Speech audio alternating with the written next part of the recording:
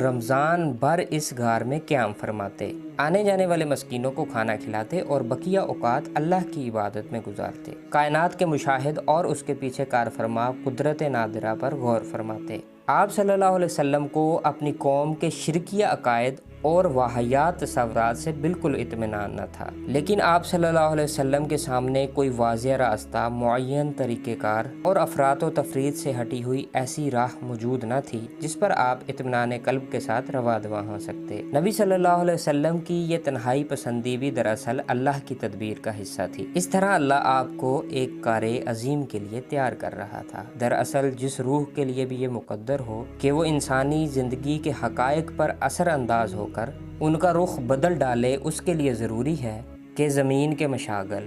زندگی کے شور اور لوگوں کے چھوٹے چھوٹے ہم و غم کی دنیا سے کٹ کر کچھ عرصہ الگ تھلگ اور خلوت نشین رہے۔